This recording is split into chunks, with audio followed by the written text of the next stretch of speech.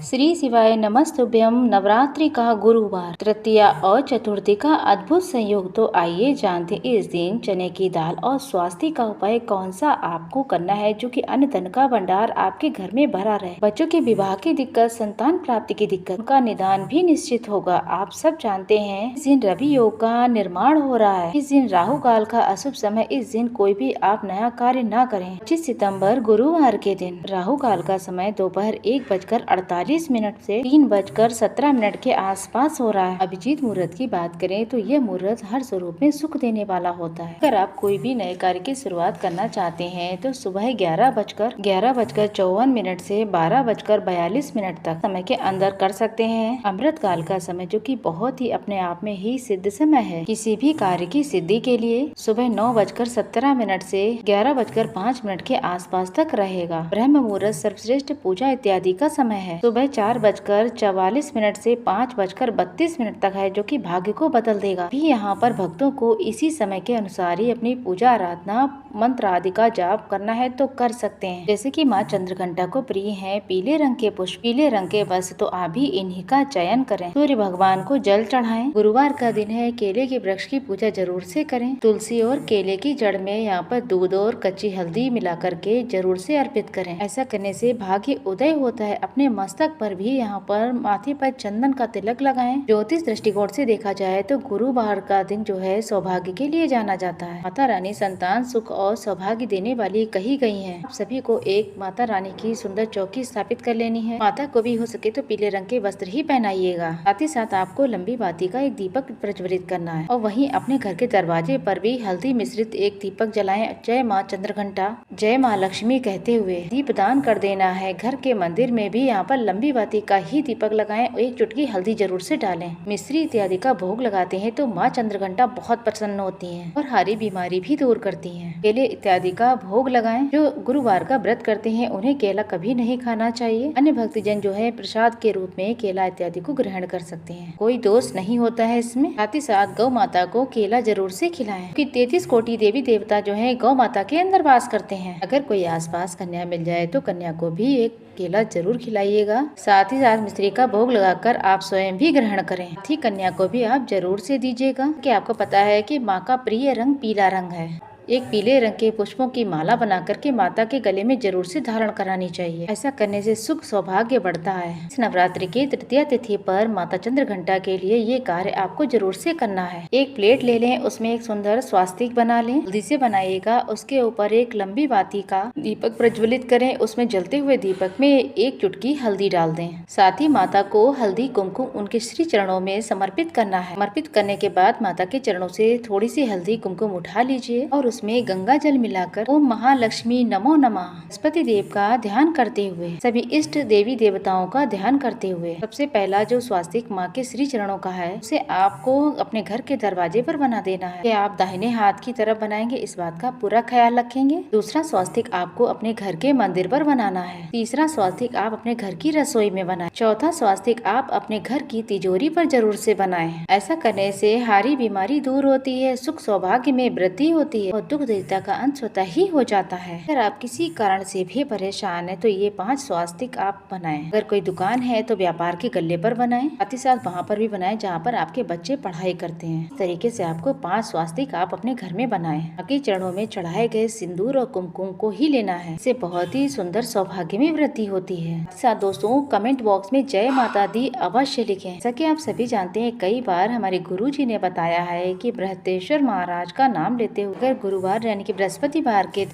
जो भी भक्तजन पीले कनेर के फूल लोटे में डालकर, साथ ही चंदन हो, साथ ही साथ एक कटोरी में चने की दाल आप ले जाएं और गुड़ का टुकड़ा जो है एक जल के लोटे में डाल लें। सबसे पहले शिवलिंग पर गुड़ और चंदन मिश्रित जल शिवलिंग पर समर्पित करें। साथ के साथ आपको पीले फूल यानी कि कनेर के जो फूल हैं वो अपनी इच्छा सामर्थ्य के अनुसार जितने चाहे आप शिवलिंग पर चढ़ाएं। 5, 7, 11, 21 जितने भी आपके पास हैं। चने की दाल जो कि स्वर्ण के समान मानी जाती है, दाहिने हाथ में इसे लेकर अपना नाम गोत्र बोलकर शिवलिंग पर चढ़ा देना चाहिए। तो आप शिवलिंग पर स्वर्ण समर्पित करें। साथ ही साथ शादी विवाह की कोई दिक्कत बच्चा नहीं है, जो है वो पढ़ाई में मन नहीं लगता है, व्यापार नहीं चल रहा है, तो आप एक पीला रुमाल ले लीजिए, चने की दाल रख लें, हल्दी रखें, तुलसी का पत्ता रखें, हल्दी जो गांठ वाली है उसे रख लें, 1 रुपए का सिक्का रख लें, सुपारी रख लें, अपनी मनोकामना कहते हुए, अपनी मनोकामना कहने के बाद उसे पीले धागे से आप बांध लें। पोटली स्वरूप बना लें और किसी देवी या फिर लक्ष्मी नारायण के मंदिर में अपनी कामना कह के यहाँ पर घर आ जाते हैं तो आपको सारी समस्याओं से मुक्ति मिलेगी। तो आपको इस नवरात्रि गुरुवार के दिन ये उपाय कर लेना चाहिए। साथ साथ घर के दरवाजे पर हल्दी वाला दीपक, तुलसी के पास हल्दी वाला दीपक और अपने रसोई घर में भी दीपक जरूर से लगाएं। सरल सरल से कार्यों से आप माता भगवती को प्रसन्न कर सकते हैं और हरी बीमारी से मुक्ति पा सकते हैं। माता रानी से प्रार्थना करूंगी कि आपके सारे काम सिद्ध हों, जीवन में बहुत सारी खुशियाँ आए।